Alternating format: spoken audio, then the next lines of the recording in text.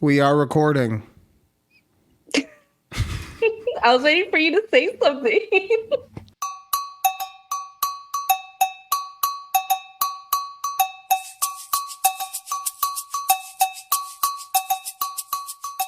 Welcome to a conversation with Judy and Ryan right here on YouTube at takeabreathpod. I hope you're not as confused as my co-host is, because she's honestly just holding on for dear life, trying to understand where the ride is taking us right now. Thank you for dealing with my psychosis, Judy. I do appreciate that. It's one of the things that I wanted to bring up to you today, because we were talking earlier, and I think we had a real moment of growth. And I was really appreciative of that, because you were basically saying ways that we can make the show better so that you can be more of an element of it, so that you can give more opinions, so you can be more prepared, everything. And your idea was to just, hey, can we get the topics like sooner than usual, basically? And my thing was, that's cool, but I usually have like 30 topics. And your response was just so much of a, oh. That's exactly how I took it. Right? That in that moment, like, I think you realized the level of crazy that you have for a co-host. and we just had a moment where it's like, oh, I understand him as an entity a little bit more. I don't want to say I'm a human. We're not going to say that yet. But as an entity. Yeah. It only took us a year and a half. Season 2, better late show than 18. never. Season 2, show 18. It finally happened. It finally happened. It's clicking, guys. Oh, God. Oh, man. But no, honestly, that when that happened today, it really just, it made me, because I feel like, this is so stupid to say about myself, but I really do feel like I'm supremely complicated in my simplicity, right? And that's just a really technical way of saying I'm kind of crazy. So, so for someone who doesn't spend every waking day with me, just every Thursday from 7 to 9, and then Saturdays from 11 to 12 noon, to 1. 12 to, well, yeah, your time, 11 to whatever. And then I get to do stuff with her. Like, other than those times, for someone to get me, it really meant something. So, oh man, if you like the show, if you like what we're doing, please make sure to like, share, and subscribe. We try to post stuff on YouTube and TikTok at takeabreathpod. That has not been happening so much for the last week or so. But that was my fault, and I would like to say apologies. Judy is in charge of our TikTok feed. I am in charge of the YouTube channel. You see how I put you down a little bit? Like I just said, you have a feed and I have a whole channel. Anyway, moving on. The Lord says we're moving on. Okay.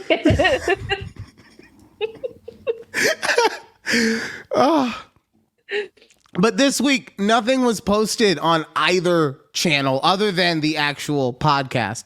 And the reason for that is because I have been dealing with an injury all week. Yeah. Right? Yeah. I really, really screwed my ankle up on Super Bowl Sunday. A picture and everything. Yeah. And guess what? The picture I sent you, it doesn't feel as bad as it did when I sent that to you, but the look of my foot has only gotten worse. Because the picture I sent you was just bruising on the outside of my foot, right? So let's say, for anyone watching, let's say this is the outside of my foot and this is where the bruising was, right? Yep, now, the bruising has encircled my entire foot, right? So it's on both sides, it's on my heel, and then you could see it around some of my toes. It's insane. You would think that I was playing in the game for the way that my ankle looked from that Sunday. Yeah. And all week you've just been wanting to know how I did it. And I told you. You did. I said I did it while walking. And you said, there's no fucking way. You can't do that to your ankle just walking. You can't. Yeah. To which I say, refute me not, bitch. So I go out on Sunday morning with Asher. He got a drone for Christmas that he wanted to play with. Or no, I'm sorry, his birthday. We're not that bad. It's only been a couple weeks. 6. So he got a drone he wanted to play with. We go outside. This drone is like $15, right? So my point in saying that is it weighs less than a sheet of paper. So you can blow on it and it'll fly. So that day there was a brisk breeze. And so after like 10 minutes, I was like, you know what? Let's go inside. We'll just, we'll play with it in your room. It's fine. He's like, okay, cool. Mm-hmm. So he's excited because he's like, this sucked out here. I'm going to have fun with my drone in my room. Right. And so I'm walking behind him. And as I'm walking on the concrete sidewalk, I'm just walking. And the next thing I know, I feel a pop and I hit the ground. Oh my God. I hit the ground. And I hit the ground. And so the first thing that hits me is my ankle broken? Because I've rolled or sprained or whatever you want to call it my ankle enough times that is always the first thing that I worry about, right? Right. Yeah. So the first thing I'm doing, I'm just trying to move my ankle, and thank God it can move, right? Yeah. But now, in immense amounts of pain, I'm gotta figure out how to get back into the house. Yeah. So the first thing, by the way, like it's really weird when you injure yourself, because I haven't been injured like this in a long time. And usually when I'm doing it, I am doing some kind of physical activity. It's very rare in my life, scary also, very rare that I'm not doing anything and then bam, I hurt myself to such a degree, right? Right, yeah. But as that happened, also, I completely got drenched in sweat. Like the endorphins took over my body and I went into full flight or fight mode. Right? My body said, alert, alert. And like literally pouring sweat outside. I was bone dry 2 seconds ago, pop, fall down, pouring sweat. So I'm like, okay, it's okay. My ankle is still there. I just got to get inside. And so I'm like, Asher! Asher! Right? I'm yelling his name. But guess what? He was too far ahead because he said, fuck you, Dad. I have a drone. I'm going to play with my drone. I'm so excited. So he had already gotten inside the house. And he couldn't hear me. Right? So I'm like, fuck. I gotta pick my fat ass up off this ground with one leg, drenched in sweat. So I did it. So I slowly forced this mass that is my body off of the ground onto my left side, picked it up, and that walk was the toughest walk, right? Because I had nothing to brace myself. Because remember, I was on a fucking sidewalk.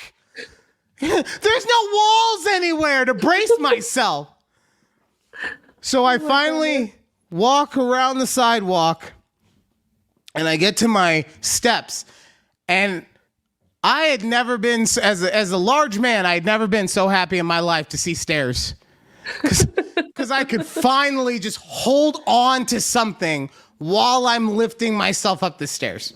Yeah. So I finally get to the top of the stairs, and I open the door, and everyone's just like, where have you been? And I'm like, my ankle! I could have been dead outside. Nobody looks for me. Oh my God. Oh, and I guess because the kid came upstairs like, yeah, Dad's right behind me. I don't know what the fuck's going on. He's coming. Like, so I get in and like, I wrap it, I ice it, everything. Yeah. Oh, but you've been waiting this whole time. How, right? Yeah. Because I was just walking. In my Crocs like a normal day. Those drainage boxes that are built into the sidewalk, like for irrigation. Yeah. I just fucking went in a little too hard, I guess, into the ditch, into the half-inch ditch, and my fucking ankle snapped because I went into the ditch too much. By the way, I said I was in Crocs, right? Yeah. You know what my kid said to me, this little motherfucker? Oh, no, what'd he say? He said, Dad, I'm sorry about your ankle, but you never wear your Crocs in sport mode. Why is that? That probably would have helped a lot. Do you know what sport mode is? Yes. Yes, when you put the flap in the back. That wouldn't have saved anything. Shut up. Sorry, neighbors. God damn it. Oh, man. So, wow. that's how that happened. And it just like, it's one of those things that made me realize another reason why it's a good thing I've been going to the gym. It's a good thing I'm trying to eat better, because like, if I can hurt myself doing that, that's just another story in a long line of fat, funny stories that I have. Okay. Yeah. Real quick, just to give you another one. I once was on an airplane, also with a swollen ankle. Because we were coming back from Thanksgiving and we played football, right? But that makes sense. I heard it playing sports, not walking. Right. So we're on Southwest and we get the emergency exit. And you know how coveted the emergency exit row is on a Southwest flight, right? Yes. Yeah. So I'm bigger than at that time, I'm bigger than I am now. And so I'm trying to buckle myself, and it's getting tough, right? Yeah. I'm like, I don't know. I had a lot of good food over Thanksgiving. It's not cooperating. Yeah. Now, normally that's not a big deal because, well, I've never had to use one, thank God. They have seatbelt extenders. Yeah. But here's the kicker. You cannot have a seatbelt extender in the emergency exit row.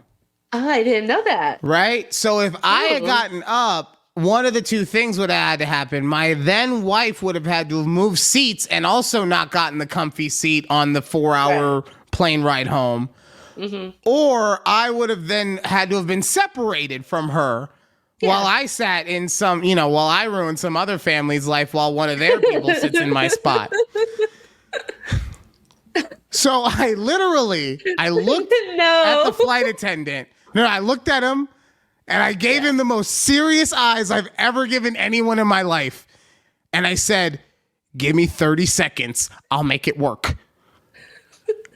I swear to God, I did all the things we talked about, losing weight in real time. I sucked my stomach up to my fucking chin, but I got that thing strapped on.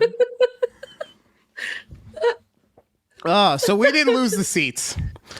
But then there was another time on a plane. All of my fat stories, except for this recent one, have to be on a plane. There was another time on a plane. This was going out to my mom's wedding. I think it was also Southwest. It was a pick your own seat flight. So I get on early. I get my seat. Another guy gets on recently because I'm big. I know what it's like sitting next to me on a flight. For anyone out there who's like, oh, fat people make it, we know what it's like, okay? We're not trying to say that you should just make everything bigger because we want to be comfortable. We also don't want to impose too much on you. Right. So I get my seat. on the fucking window so that I could be as far out of the way. I'm hoping that I get a skinny motherfucker to sit next to me and we can call it a day. I do get a skinny person to sit next to me, but this dude is thinking 3D chess, right? So he sits on the aisle. He knows he's gonna have some issues with the drink cart or whatever, but the odds are that he's not gonna have to sit next to someone bigger than me. Now at this time, same size as I probably was in the previous story. So let's say 5'10", 325, right? Okay. No muscle, just pure fat. Just like I sit in a chair and my ass molds to the chair. It's all fat. Oh my God. So the guy sits on the aisle row and we just watch as the plane slowly but surely continues to fill up. People they see the guy on the aisle and they see me on the other side and they are fucking walking by. Just every single person walking straight by. We're down to, I kid you not, the very last person. Because this seat, just so you know, FYI, it was probably row 5. So I'm able to watch all the people as they're entering the plane. Yeah. Right. So this is the actual last person to get on the plane. In walks, I shit you not, 6'6", 370. Also, all fat. He did, and me had the same exact instant, right? He got on the plane. He looked and he saw a fucking sea of heads. And then he saw my row. And he saw that there was one empty seat. And then he saw me and I saw him. We looked right at each other, right in the eyes. And he turned to the flight attendant and said, I couldn't hear him, but I'm pretty sure I could figure out. Are there any other seats on this fucking plane? Is there anywhere else to sit? Please don't do this to me. Don't do this to us. No. And that flight attendant, without stuttering for a half second, I'm sorry, sir. This flight's full. Sit down. Oh.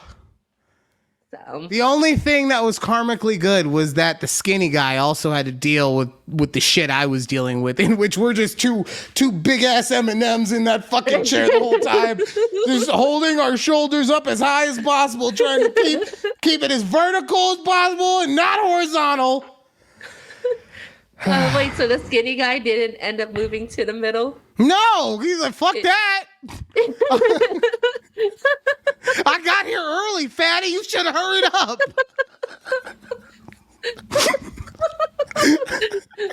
Oh God, that's so crazy story. So yeah, that's that. So that added to the fact that now I snapped my ankle walking. I need to start losing weight. The Super Bowl happened on Sunday also. It did, yes. And you lucked into a fucking Super Bowl win, you motherfucker. Well, let me tell you. Give you enough chances and you'll get a 50-50 bet here or there. Ooh, man, they took every last second of that game. The one thing I wanted to say, because you had asked me about how the EP is feeling, and the one thing I told her about the game that I think made her feel a lot better too, once she just also processed it, was, you know, the game was super close and you guys lost to Jordan. Like, what are you going to do? You know, there's just, that is legitimately what I heard so many analysts, people get paid to analyze the game for a living, saying, like, I just think it's going to be a close game and the Kansas City Chiefs have Jordan. Like, what are you going to do? So, so that happened, but congratulations for picking the Taylors, the Kansas City Swifts. The Kansas City Swifts. Yep. What did you think about that halftime show? Okay. Nostalgically, I loved it. Right. Okay. I feel that they could have either turned Usher's mic up a little higher, like volume wise. I think they wanted to, but that fucking feedback at the beginning. Like, yeah. Like, he fed back twice, and then poor Alicia. They were obviously having audio issues. So, okay, I'll give you that. What else were you going to say? But I love the people he brought out. I thought that was great. Just because Rihanna didn't put anybody, like, bring anybody out last year. So it's kind of like, it was missing that pizzazz. But overall, I loved it. I love Ludacris. I love Little John. Honestly, when I was watching it, and don't get me wrong, I grew up, I love all Usher songs. It wasn't that I was anti-Usher, but when Lil Jon and Ludacris came out, I was like, this is what I actually wanted. Like, I just wanted a Ludacris and Lil Jon halftime show. I'm so happy in this moment. The issue I had with the halftime show specifically was that I think it would have been perfect to watch, other than the audio issues that they were having. I think it would have been perfect to watch live. I was fortunate enough to go to a Super Bowl in Arizona when Katy Perry did the halftime. And that one, I would say, is the opposite. While he got clowned on or whatever, that one was more of a Super Bowl halftime show for the viewers at home rather than the people in attendance. This one was fucking completely the opposite. And the issue there is that whoever was doing the video directing wasn't doing a good job. Because with as many things as were going on, and I get it, you want to do close-ups because people want to see Usher. They want to see Lil Jon and fucking Ludacris. They want to see Jermaine Dupri in the fucking schoolboy outfit. What the fuck was going on there? That was a little weird. People are clowning him so hard on Twitter. But there was so much stuff going on that it just, from a television perspective, looks super frantic. But when I did get the moments to see everything going on from a wide view, like that band that was spelling out Vegas, how fucking dope would that have been to just watch in segments, like them creating the VEGAS? Yeah. You know? Yeah. So that was pretty much is that the video directing of it was subpar for me, but it looked like it was a hell of a time to watch live. Right. I felt bad for Alicia Keys because she only got her little thing, but they fucked her audio up too. And they gave her feedback and she couldn't hear herself because she was out of tune. Did you hear that at the beginning? Poor thing. Yes. Did you see that they, I think it's on the NFL's YouTube channel that they edited her performance? Really? Yes, so you don't hear how bad, like, go listen to it after the show, because they changed it. They actually had to edit it. My favorite everyone was thing, like, NFL, we knew what you did. We all saw it. I mean, to be fair to the NFL, they didn't think anyone was going to go to their YouTube channel to watch the fucking halftime show again. They were like, all right, shit, like, no one's coming here for this. So, yeah. The thing I saw on Twix that I loved is the picture of Usher where he's giving her a hug from behind, and just everyone being like, man, this girl has a husband. Calm it down. Like, I didn't even think it's that big a deal watching it, but the whole internet exploded thinking that he was trying to cop a feel. You know, look, we all know what Usher did with Keke Palmer, right? She done up and left your hand. We all know what Usher does. And then I don't want to do a whole breakdown on the game, right? Because by the time you're hearing this, been there, done that. The one thing I do want to say from a layman's mathematical perspective, which is the best way that I can put this, is I don't understand why Shanahan took the ball first. Right? And the reason I say that is not because he gave the Chiefs a chance to, choose their destiny regardless, right? Because even if Shanahan and the 49ers get a touchdown, the Chiefs had said, now granted, you say whatever after the fact, but the Chiefs said, if we score, we're going for 2. We were practicing it. That's what was happening. Yeah. But here's why, without doing any actual math, why I think mathematically it was the incorrect decision. Okay. When you get the ball second, you still have an opportunity to score first. And I don't mean that if you stop the Niners and then go score, you get that. No. I mean, if the 49ers make a mistake and throw an interception or fumble the ball, you can take, because maybe I misunderstand the rules of halftime, but the referee said clearly, he said it with a bit of a stumble in his voice, but he said it clearly. This game will not end on a first possession touchdown unless it's a defensive score. Mm-hmm. So if the Chiefs had picked off Purdy or picked up a McCaffrey fumble and taken it to the end zone, they would have won the game. They would have won the game without their offense ever having to touch the field. So that's what I'm saying. If you have a chance to score when their offense is on the field and then you give your offense a chance to score after that as well, in my opinion, mathematically, that sounds like you've given yourself a better chance to win. Yep. So that's why, like, and granted, I'm sure analytics would disagree with me on that. I'm sure Shanahan, while all the reports are saying that his team did not know the rules, did know the rules. Yeah. But yeah, so that was something interesting. I had a quick question about that. So I didn't listen to the rules, right? Or the overtime rules. I just know it was changed because of what happened with the last Bills Chiefs game, and like Patrick Mahomes just got a touchdown. Josh Allen never saw the ball, right?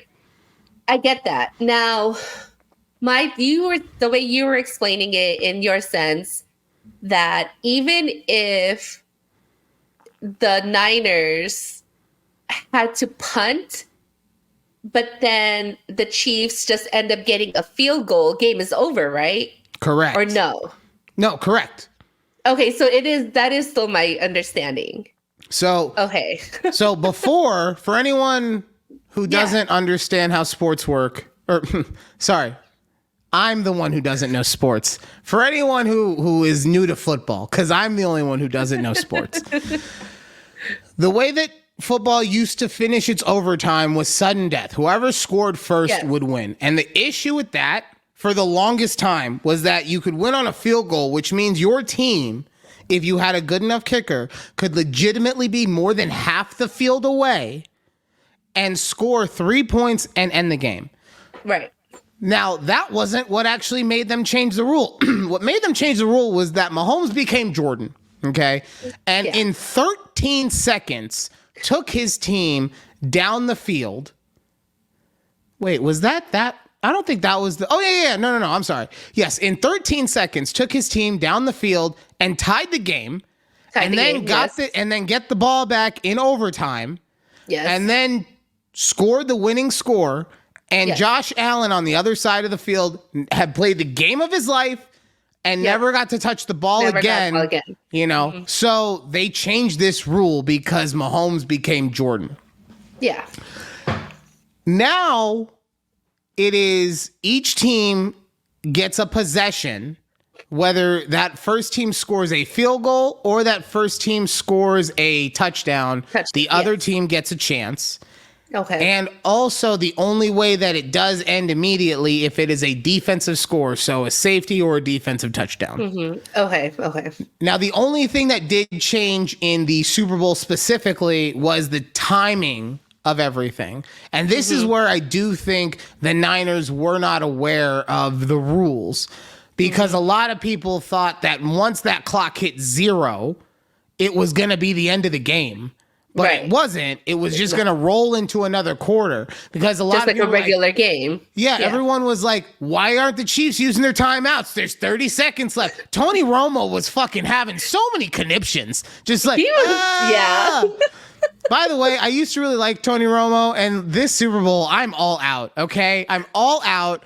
All he did was say leverage and permutation. And why is he telling the Chiefs to spike the ball when there's a player running across the field, obviously on the other side? You can't spike it if he's on the other side. Look, Tony, I understand that you don't know sports, right? Because you only played football for like 13 years or whatever. But if you spike the ball and your player's on the wrong side of the goal of the line, the fucking what's it called? The line. The scrimmage.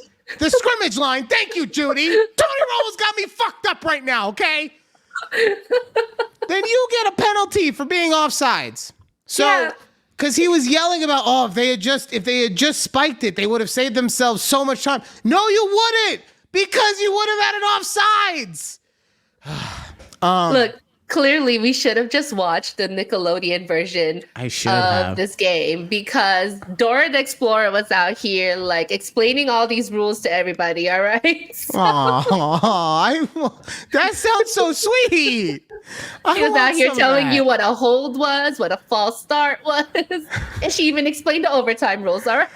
I bet you she did a much better job than Jim Nance and Tony Romo. God. I mean, I'll put it this way. I thought it was a perfect kind of Super Bowl party Super Bowl.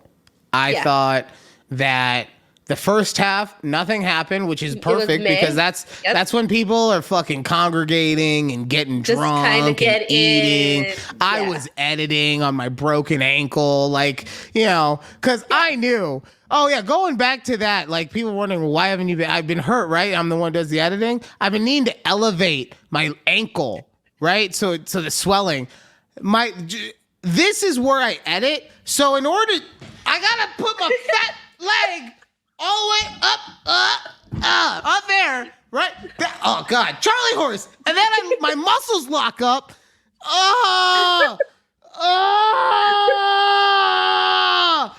All right, my leg hurts, but it's better. Oh my God. But that's why I couldn't do the clips, because obviously you don't need your ankle to edit, but I couldn't elevate my ankle and edit.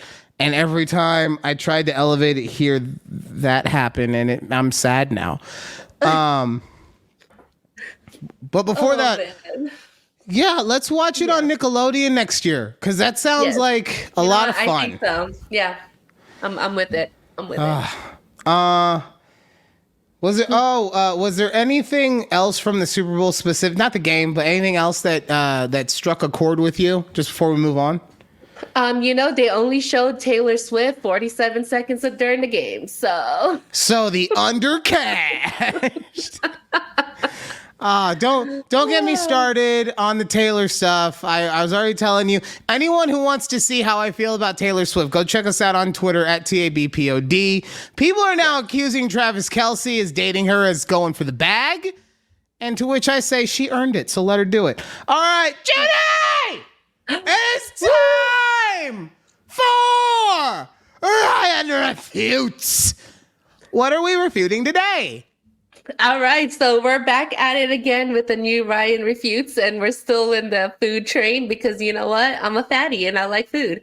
So yeah, more like I'm a fatty, and I told her last week, hey, make sure that I've done whatever it is that we're talking about for the refutes, and she's like, well, fatty knows food, so. All right. So this week, I want you to refute why Papa John's is the superior pizza place than Pizza Hut or Domino's. You know what's funny? What? Okay, so I can make an argument for Domino's being better, for tastier, but I genuinely do think that Papa John's is better than Pizza Hut for damn sure. And honestly, flavor-wise,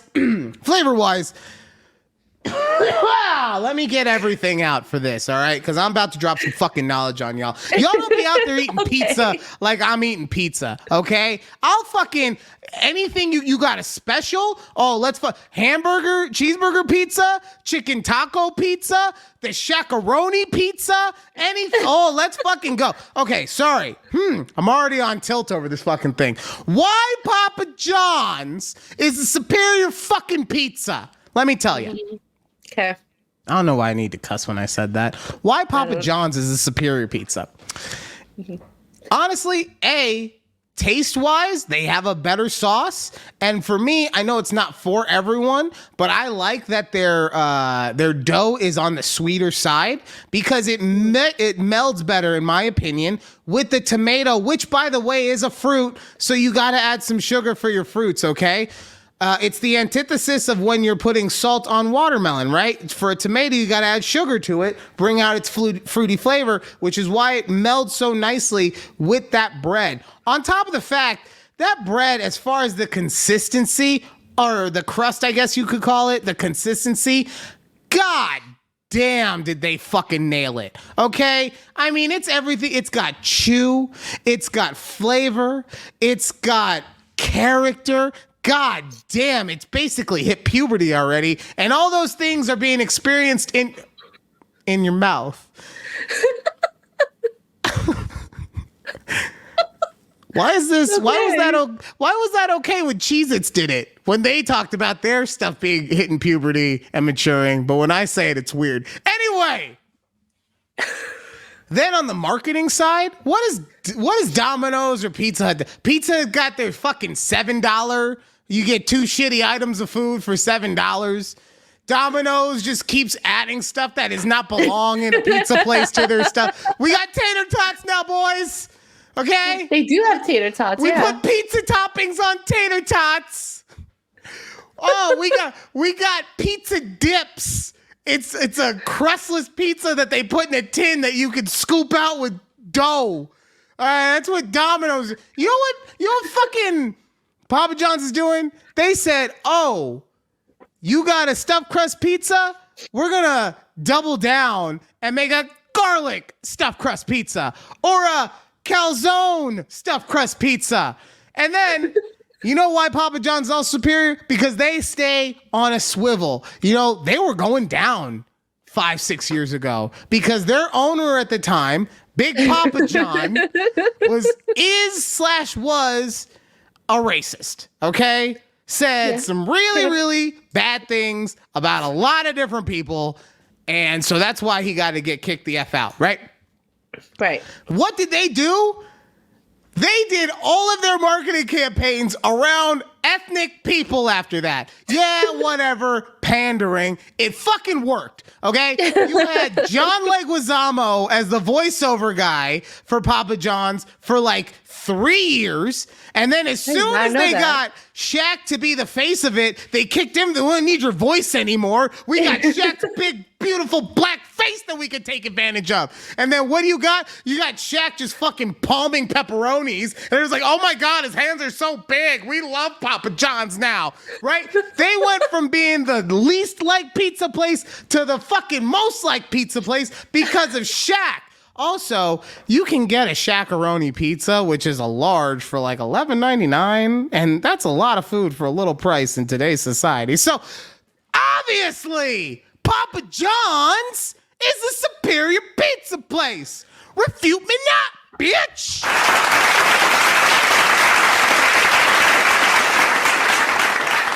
Oh man, let me tell you. When I was telling Keith, I was like, "Oh, this is gonna be my Ryan refutes." He's like, "Oh well, I hope Ryan brings up that Shaq-a-roni." I go, "We'll see if he does." Oh, and you know what's real funny is that was all people. I swear to God, when I tell you I don't do research or I don't know what the topics are beforehand, all that was personal experience. Fatty knows him some pizza, okay? I do. I look at the marketing ads. I look at the ingredients. Okay. I see whatever regional specials are going on. Which, by the way, if you ever I want to go to a Pizza Hut in fucking Malaysia or Japan one day because they get some interest. They got hot dog stuffed crust. Okay. It's wild. They got cheeseburger stuffed crust. Okay. They don't give a shit. Know. We'll take a whole fucking thing of French fries and we'll shove it into a pizza. We don't care. Whatever. This is American bullshit. Whatever. Oh. And then speaking of food places, Judy came across a fact about Starbucks. that she wanted to turn into a whole ass topic for a show. To which I asked her when we were talking about it, how do we turn that into 10 minutes? And she said, we don't. She's like, no. So what was it again? I'm sorry. I know it pertains to Starbucks. I'm forgetting what it is though. It's how many Starbucks stores, like single, what am I trying to say? Single solo Coffee store. shops.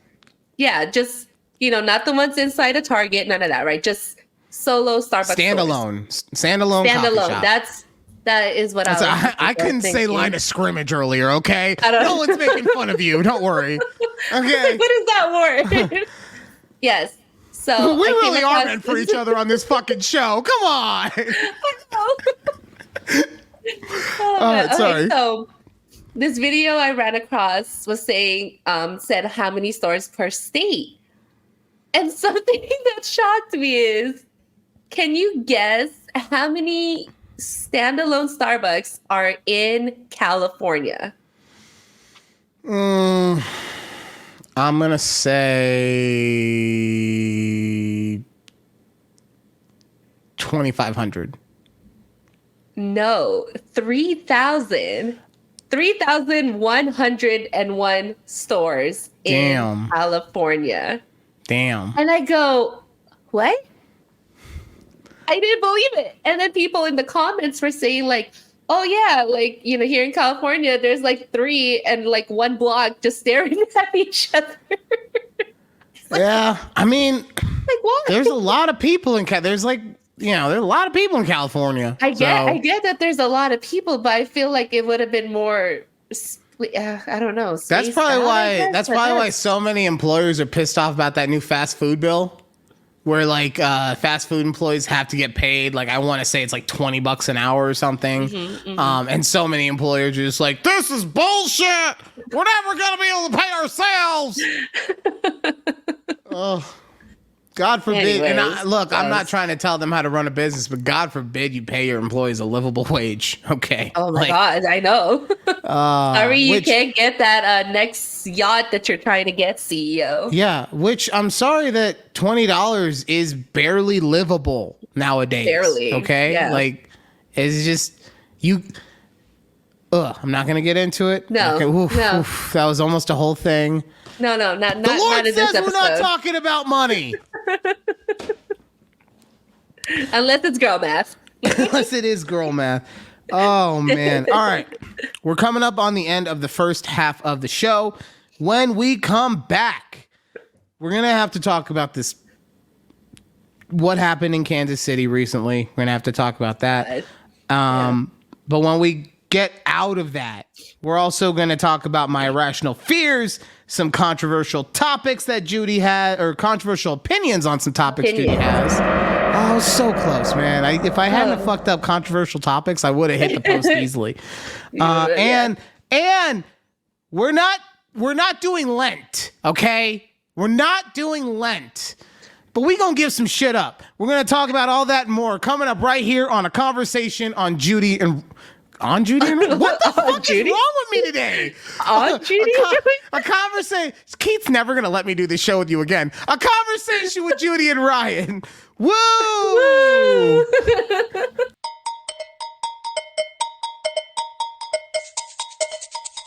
Welcome back to a conversation with Judy and Ryan on YouTube at takeabreathpod.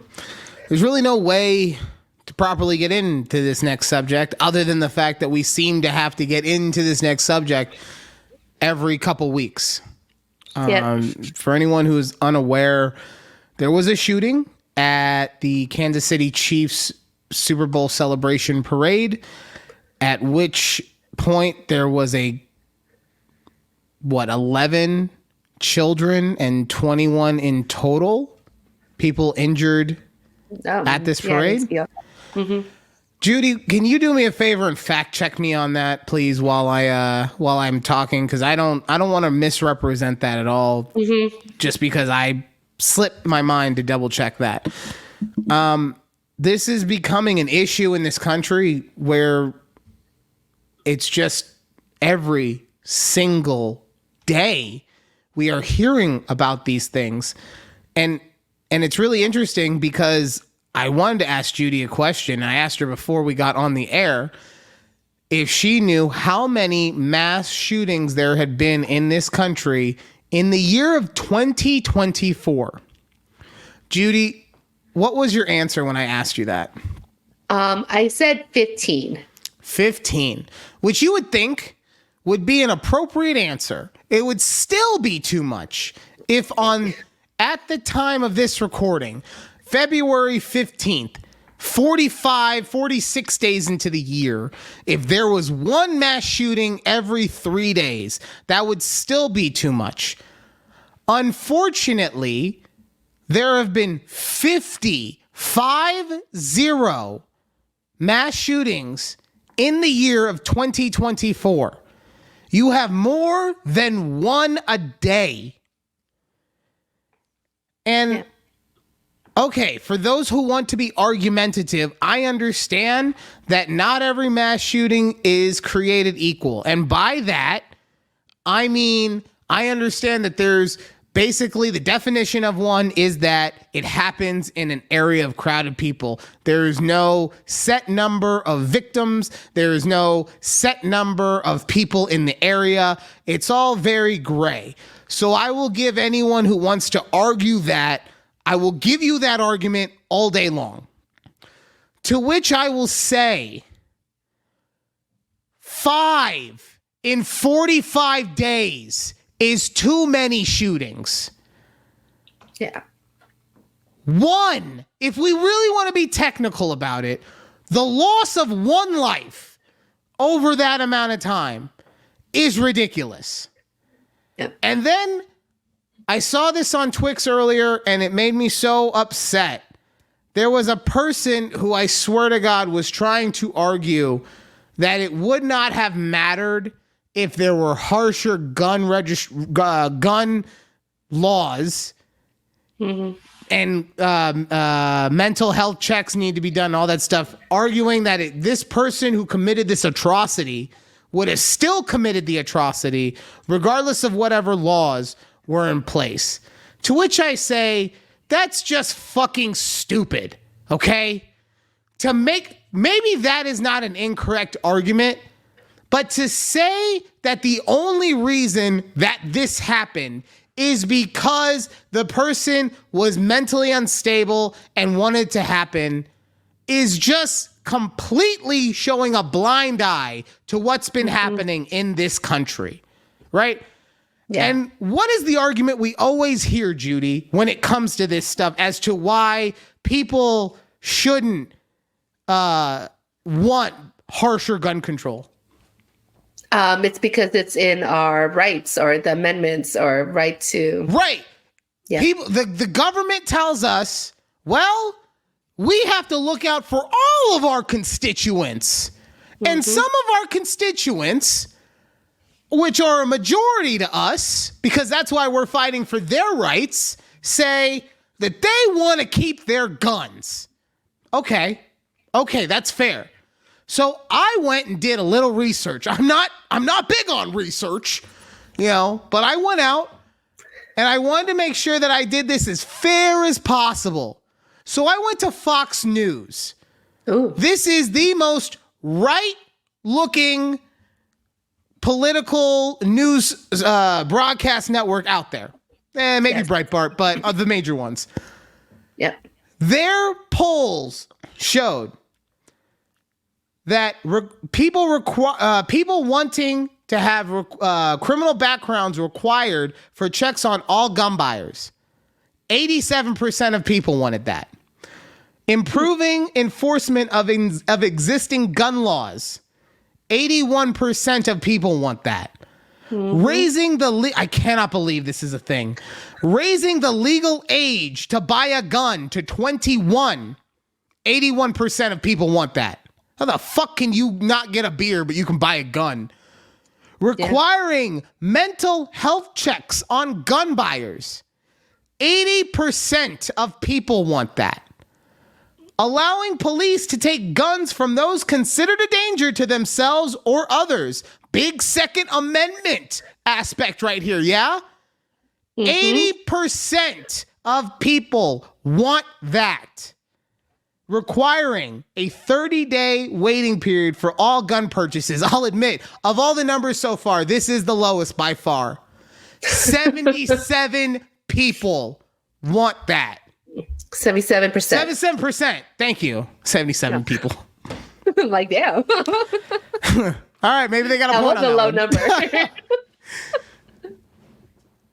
And honestly, I don't know why it has taken so many lives to be lost and so much pain to be caused, and so much when people aren't saying take them away, they're just saying, please protect us. Yeah. Please help us try to survive this shitty world that is not getting any better, it seems like. All we want to do is be able to not worry about when our kids go to school, if we're going to be able to see them when they come home. Yep. Judy, you know I got a bunch of irrational fears, okay? One of them is my kids' safety. I don't think of this one as an irrational fear, but the way that I fear about it is irrational because I am scared of every single person when it comes to my kid. If I don't know who you are, if I've never been around you, and even then, I'm still worried about my kid's safety. Okay?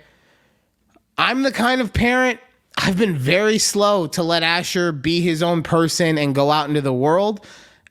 I will admit I might have gone a little too slow with it, or I'll admit that I probably have gone too slow with it in the aspects of I don't let him go outside unless an adult can be with him. I don't let him walk to the gate at the school by himself. I will go with him and look, I get it. You want to call me a helicopter dad or whatever. Like, I'm not trying to run his life or rule it. I just don't trust motherfuckers. Okay? Yeah. You know? Yeah. So that's an irrational fear. I also have a scary irrational fear because of the way that my desk is set up at work, because I'm in front of a wall, so I cannot see anyone who walks in.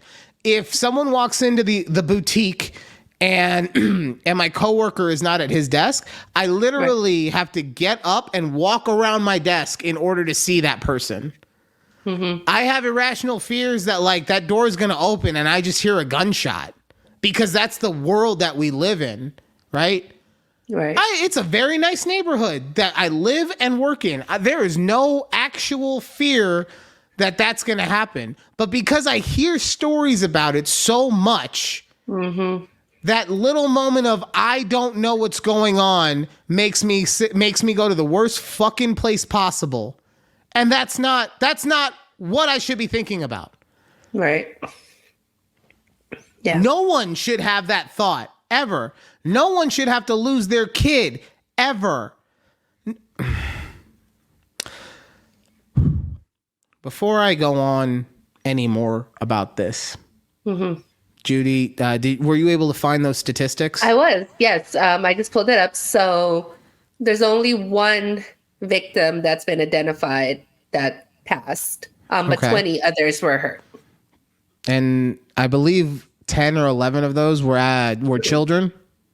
It just says this is on CNN. It's the age ranges from 8 to 47, but they didn't specify. Half of those are under the age of 16. Okay, half of them we will say are minors, and these kids got hurt while celebrating their favorite football team's championship victory. Yeah. Like, I'm not a guy who wants people to not have their freedom. I can only make an argument as far as like getting rid of guns completely. The only argument I've ever had is against fully automatic machine guns, because in my opinion, those don't serve any kind of purpose in the world other than to cause hurt and destruction. I understand that I seem like I might be a type of hypocrite because I got Murder Bear right over my shoulder with one of my blasters, right? But guess what? That's why I play with toys, because I don't want anyone to get hurt. And if you play with airsoft or whatever, like, cool. If you like to play with guns, cool. Just do it safely. You know, if you want to say, I want to have my AR-15 so that I can go to the range every week and I keep it in my locked up compartment so that no one can get to it, okay, I get it. Fucking get your rocks off, pal. Yeah. But as far as in society, those kind of guns do not carry any kind of purpose other than to cause destruction. I can make an argument for rifles. I can make an argument for handguns. I can even make an argument for shotguns, but nothing fully automatic. Semi is just bang bang. So everything is semi-automatic. Sorry. So yeah, these are the things. All right. It's crazy. But let me say, I forgot which, I know, right? It's crazy. I forgot which mass shooting happened sometime last year that one day at work, I noticed I was getting in the copy machine. We had a poster for what to do when there's an active shooter. So, you know, very interesting. I used to work at a television station and we had to run drills. We had to physically run drills on if there was an active shooter in the building because people are fucking crazy. Look, I don't want to make light of this topic at all, but our show is a fun show. We like to have fun. We like to do a lot of fun things. We're going to get back to the funny ha-has in a second. Yeah. But I do want to say that this is going to be something that until there is a major change in our country, that I'm going to keep bringing up. Because like I said, I'm scared. I'm scared that at any moment I could lose someone I love. I don't really give a shit if I die, but I will be extremely upset if someone gets hurt that I couldn't protect. And I think a lot of us feel that way.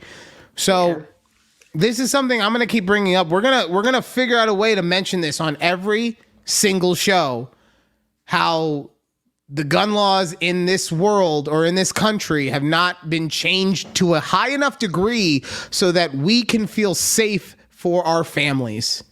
Mm-hmm. How we're going to do that, I don't know yet, because this is something that Judy and I just started thinking about, but we'll figure it out for next week. And yeah, that's it for the gun talk. Now, oof. I was mentioning my my irrational fears a minute ago. Yeah. Okay. You did. Yes. I got some actual like funny irrational fears that I think you would appreciate. Okay. Okay. Because a lot of these stem from my what is it?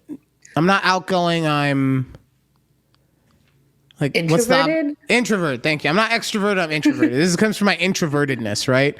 Okay. So like a lot of people think that it would be fun to hang out with their friends, right? Yeah. I'm petrified to hang out with my friends. Okay? Because what if I do something incorrect and then they judge me for it, and now they don't want... I had a friend before I was hanging out, and now I don't have a friend anymore. What if that happens? I don't got any more friends. People are going to be like, Ryan, you do this show with Judy every week, and, you know, Look, I don't know if Judy really fully thinks of me as a friend. I know that she loves me. Like, I know that I have a special place in her heart, but I also feel like if she was doing an interview, she's like, so what's the friendship with Ryan? Like, she's like... Oh, I don't know if we would put labels on this thing. We are on a level that are just like, it's unexplainable, but like, you don't gotta call it all that. Ryan and I are friends, y'all. Let me just say. Thank you for that. Thank you for that. Let's see how I fuck that up. See, irrational fear. Literally, these are the things, like, I will, after I hang out with somebody, these are the things that I'll think about for the next 45 minutes. Like, oh, should I have said that? Oh, I don't think I should have said that. Oh, that was probably a mistake. Is this just like your overthinker side? Like, Probably. This is the irrational overthinker fear side. Definitely. This is the same thing, but I was watching Taylor Swift and Travis Kelce just at the after parties and at the clubs, and they look so congested, right? And that's what clubs are normally. They're just like packed full of people partying and having fun. And just watching them in pictures and like 3-second videos, it gave me like heart palpitations. Like just being around all those people, I was like, cause like overthinking again. What happens if my fat ass falls? And now I gotta try and figure out how to stand up in front of all these thousands of people. There's not enough room to stand, and now my fat ass is gonna take up the room of 3 people trying to be on the floor. Hope I didn't snap my ankle while I was walking, because then how am I gonna stand up? There's no walls in the club. There's no walls anywhere. What am I gonna do? How did you do this before? Like, we used to hit the clubs, not you and I together, but I mean, like, we used to hit the clubs. I was not a clubber. I wasn't. I was a house party guy.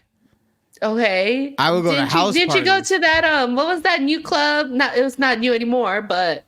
Okay, no. So, I've been to clubs, right? I've done it. Yeah, it's just I'm not saying you're a clubber, but you've done it. So 2 things. One, when I've been to clubs was back when I would, not that I'm like against it now, but back when I would drink, right?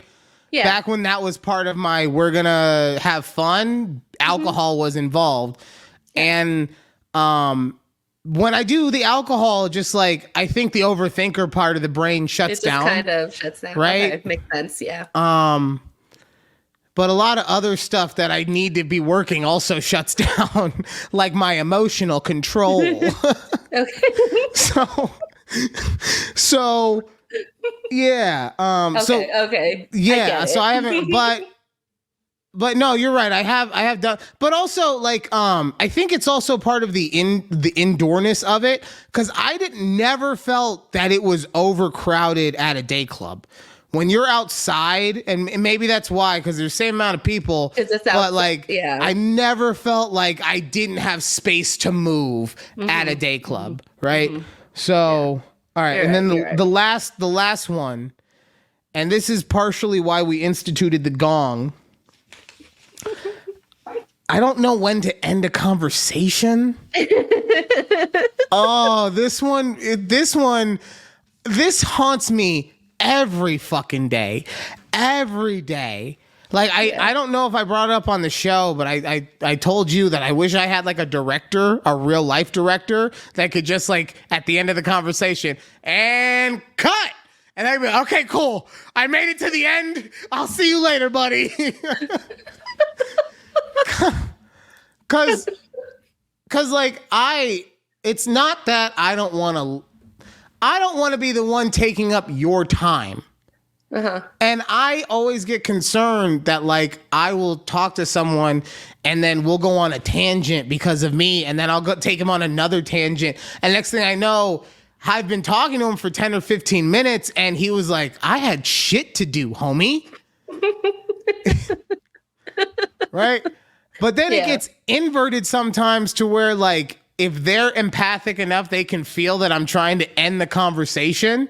And people have called me out and they're like, Ryan, like, why are you fucking being this way? And I'm like, I just didn't want to annoy you. Like, no, I just didn't want to annoy you. Like, but I'm talking to you. I know, but like, what if you wanted to stop? And I didn't. Like, what if that's what happens? And what really makes this irrational fear of mine worse is that I literally talk to people on the phone for a living. Like, all I do is have conversations, and the whole time I have like, Okay, we fit. That's honestly, no, it's different. It's different at work because at work, I'm able to like, you use certain keywords that kind of wrap up everything. Like, oh, do you need, is there anything else I can do for you today? Like, oh, nope, that's it. I'm good. Thanks. Okay, bye. Bye. Right. Yeah, I get it. But every now and then, somebody will say something to me and they'll be like, yeah, I do this for a living. I'm like, what is that like? And that's where it's like, so then they start telling me and I just get more excited. Like, what do you mean you're a civic engineer? You build roads? That sounds fast. People think I'm fucking around. No, hearing somebody passionately talk about building a fucking road out of asphalt and getting all the measurements and everything right, making it so that all the zoning can be done. If they're speaking about it in a way that's entertaining, I'll listen for a fucking year. Okay. But people are like, you don't want to fucking know about this. And then I'm like, oh, fuck, I did it. They're annoyed now. Abort. See? Oh, I think that's that only used to happen to me when I lived back in Vegas, because then, you know, you'd run into like some high school friend that you haven't seen since graduation type thing, right? Don't even get me started on the running into people conversations. And I don't know if it's like my personality, but I don't like doing small talk like that. So it's one of those like, hey, we haven't seen you since high school, like, blah, blah, blah. And I'm like, all right, well, I gotta head out. Like, okay, bye. Like, you know, because they kind of catch you going like, all right. And that's the thing too. Like, I guess with that one specifically, we're going to go off on tangent. Sorry. Do you think in that scenario, it's better for me or whomever, but since I am still in the place where people know me and you went to Texas land, would it be better for me to be the one who like forces the conversation to be extended so that they have to push away? No, I think in your sense, I think you say like, all right, I gotta head out. But that's what I'm saying. Like, I don't care. Like for me, right? They're not annoying me. I'm worried about annoying them. Right. So I'm saying like, should I just say fuck it and like just who cares if I'm annoying? And then everyone actually hates me? Yeah. There we go. See how I think? See how I think? Just keep talking until they say, all right, I had to head out. Yeah. And then guess what happens? Somebody in a group chat somewhere is like, I ran to Ryan. That guy didn't shut the fuck up. All he did, yap. I heard about his fucking kid's baseball team. I heard about how he does this thing about people not getting shot on his show or something. Like, fuck, you wouldn't shut the fuck up. Well, he has 7 characters at takeabreathpod. What the fuck was he even talking about? Anything for the show, right? Yeah. So here's a classic example of the overthinking. Okay, so I've been really having some fun on Twitter the past couple days. And remember how really have been at takeabreathpod. I remember how I met that OnlyFans girl that one time, and she said I need to get you on the show, and then she never talked to me because I'm fat. She ghosted you. Yeah, I remember. So she does OnlyFans content anyway. So she posted on her Twix that that new content was up, but the picture she used was. It was a fugly picture. Like, it was one that to me, maybe I'm missing something, but to me, it was like she was in the middle of talking and just decided, okay, we're throwing this picture up. Fuck it. Who cares? Right. So I hit her up and I was like, not in the DMs. No, I hit her up publicly. See what this is publicly on our podcast. This is not Twitter. Irrational fear. Not his personal. This is the fear of living with a Latina. Okay. yeah. Not but his personal either. I asked her. I was like, "Why'd you choose that picture, though?" And look, this is her fucking OnlyFans account. She probably checks it, like actually checks the mentions or whatever, like once a month or something like that. So I wasn't really expecting her to hit me up or anything. But as soon as I hit send, I was like, oh, she's definitely not going to ever have you on the fucking podcast. Now, there was no chance of me ever getting on this fucking podcast until like we have more subscribers than her or something. Then she's like, hey, remember me? We're having so much fun. Right? There's no chance before that. But now that I've hit send, it's all fuck. Oh, I fucked up a relationship there. Oh boy. Oh, the OnlyFans community is gonna come for me now, boys. And nothing happened. Oh, of course not. But that's what I'm saying. Nothing happened, but I don't know if that's good or bad because maybe she was like, fuck you, dude. You don't know why I be doing shit. And that, you know, so. We'll never or know. maybe, like I said, she just doesn't look at her mentions. And I mean, she has so many followers. So and a month from now, she's going to be like, hey, I was just fucking around. Be like, oh, cool.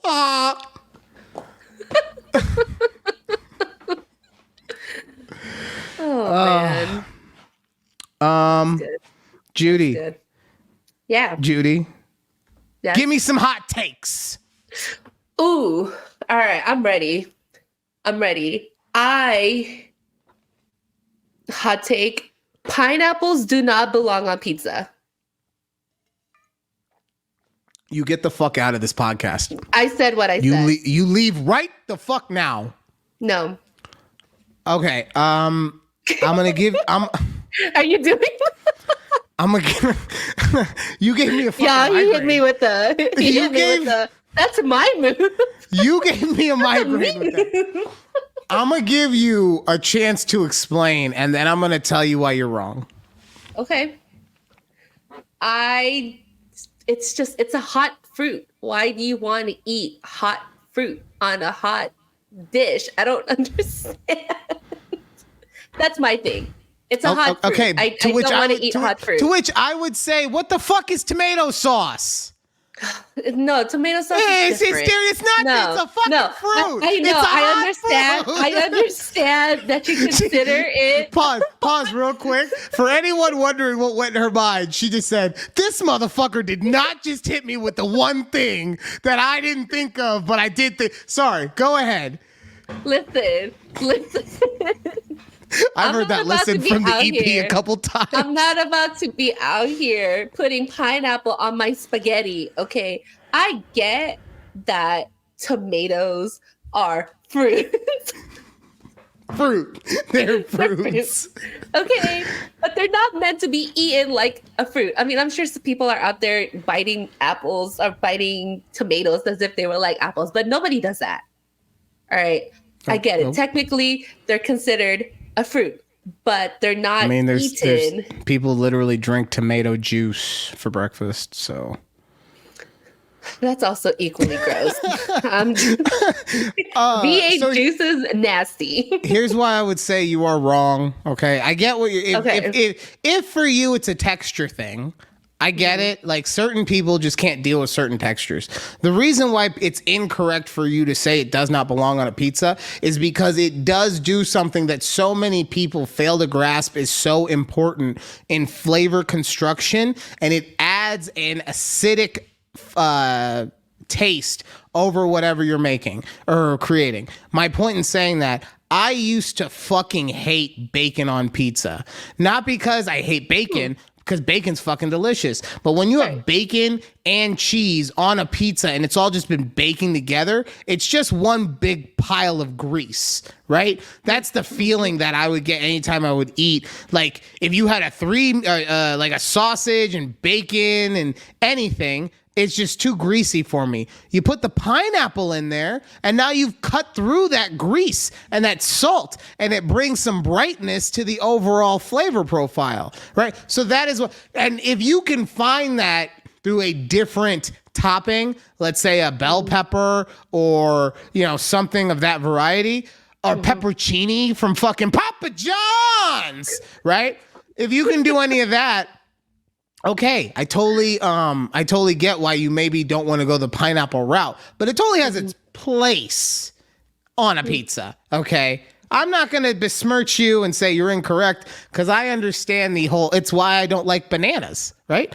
I love the flavor. I'll eat artificial banana flavor, whatever, the same way that I'll fuck with some peach flavored shit. By the way, day one's on Twix. You know why that was there. God, I wanted to comment on that so hard. I didn't though. I didn't. But yeah, I don't eat I can't eat bananas because the squishiness in my mouth feels weird. But it doesn't mean I don't. Same thing with coconuts. I don't like it's so grainy. But I love like coconut flavored stuff. So okay. That's one of my hot takes for you. Okay, is that the only one that we had today? No, I thought you don't have any. Oh, I didn't know you needed me to have one. I was just waiting on yours. Oh, okay. Well, let me just keep going. We did not do a clarity check on this one. I'm sorry. It's okay. I just figured that my whole life is one big hot take. Oh God. I'll come up with something.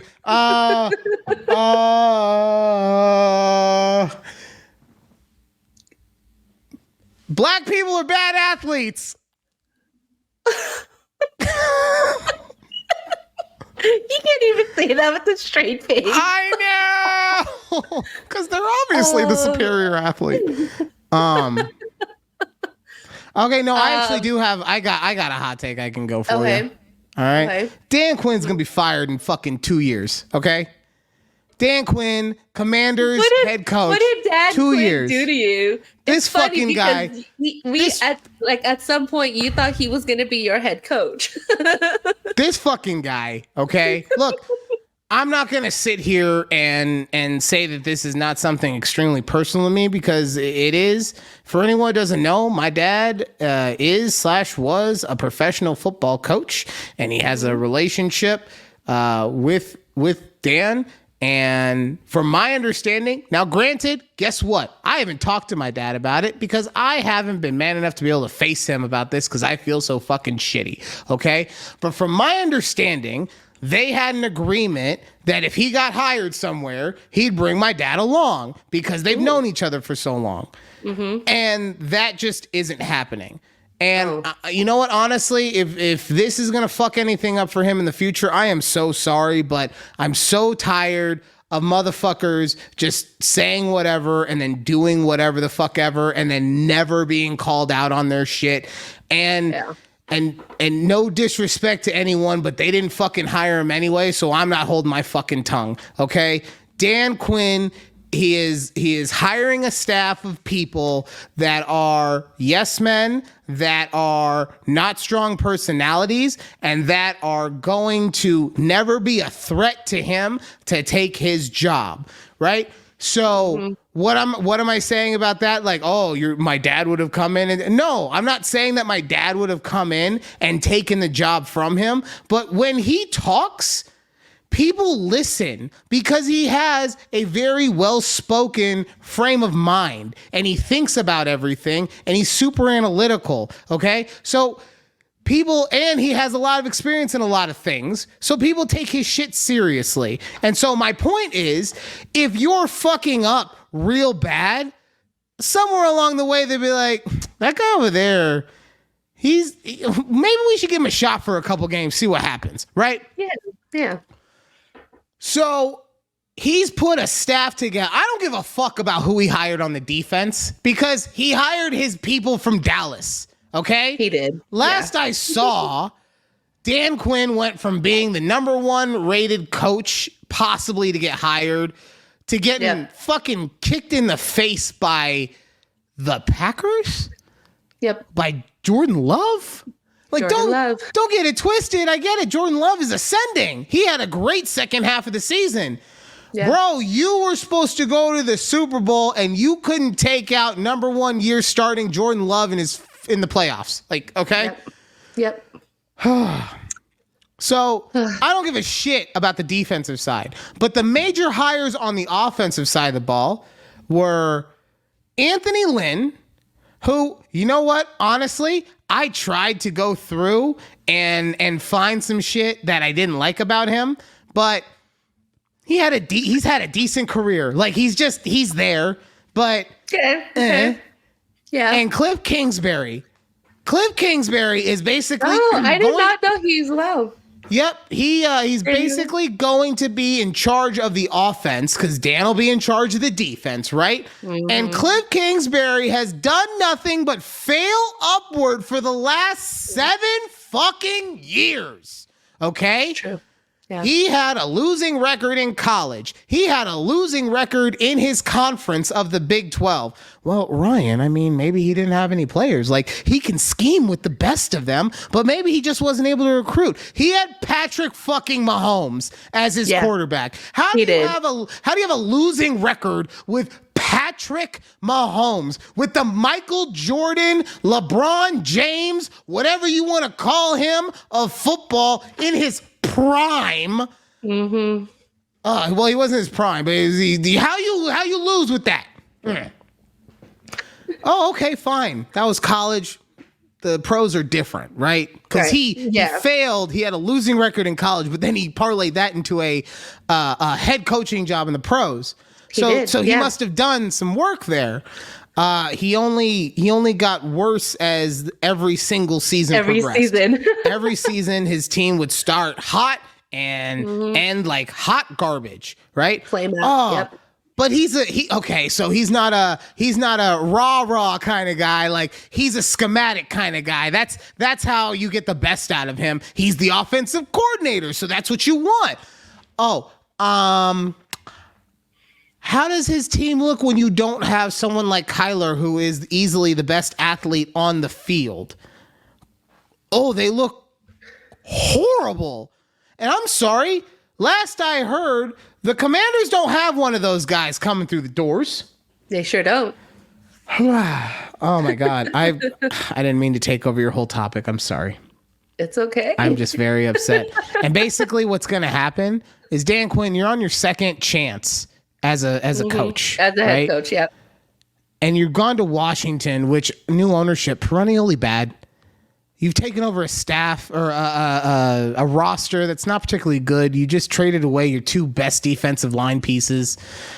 And look, man, you're probably going to go, 8-9 in this first season? And that's fine. You get 1 season. But, bro, if you were not this team's first choice. They were waiting on Ben Johnson, who just said, no, thank you. And then they said, fuck, who we going to get?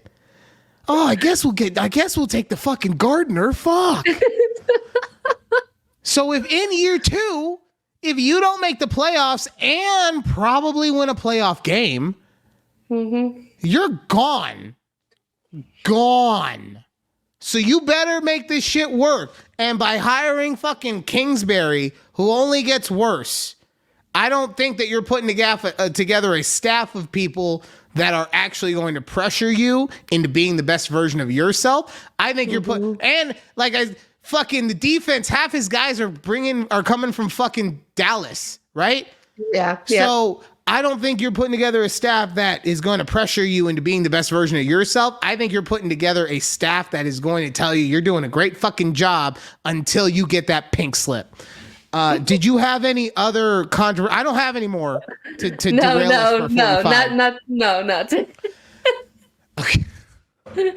All right. So before we go, like I said, we are not doing Lent. No. But we are giving shit up. Yeah. So, Judy, do you want me to go first? Do you want to go first? Go first. I'll go first. Oh. Go first. I'll go first. Sorry.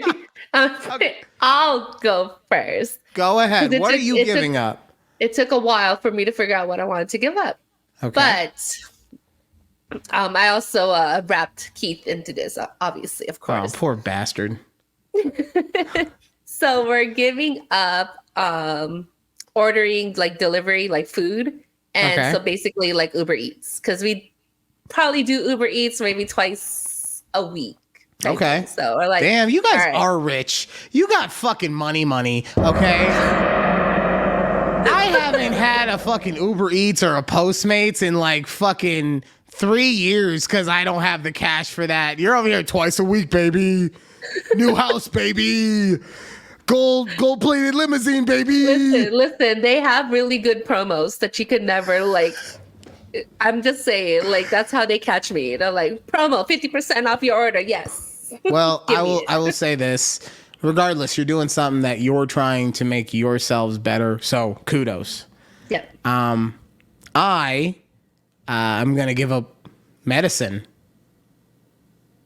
No. Yeah, no, I'm not fucking doing that. Oh man, you're very like, no. You're not. Excuse me. No, for real. So people would be surprised. I don't really eat a ton of food, but I eat them at the worst times, right? The reason I'm actually as fat as I am, and don't get me wrong, I'm not saying that I would be like fucking 200 pounds and cut, but I would probably be a good 30 to 40 pounds lighter. Is I like to snack before I go to bed. It's the worst thing you can do because it just sits there and it makes fat, and I get that. But man, going to sleep on a full tummy is nice. It's just nice, you know?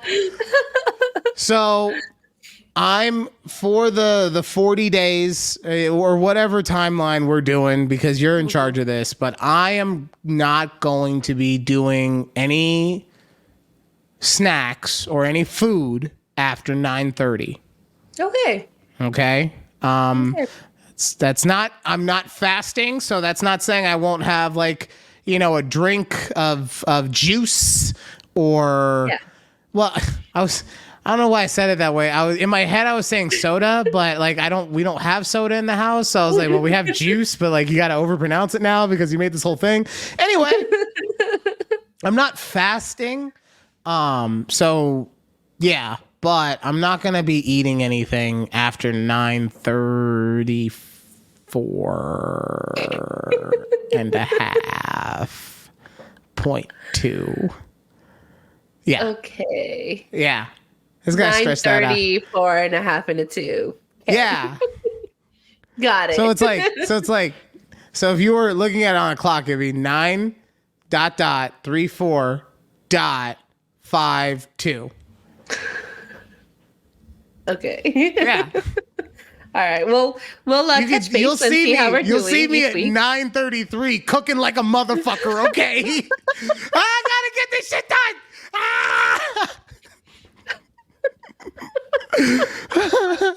Oh my God. We are friends. Thanks for that, Judy. Can't take it back now. All right. I have held you guys hostage for long enough after the gong. Thank you guys so much for listening / watching another episode of A Conversation with Judy and Ryan. We will be back next week. And until then, thank you guys again for always just being a part of it. Whether you listen to a show, whether you listen to a clip, whether you go on TikTok, whether you just say hello at some point, we really do appreciate every single aspect of this with you. So why I waited till the very end of the show to do this was a fucking mistake since I care so much, but we'll get better about that. All right. Bye. Bye.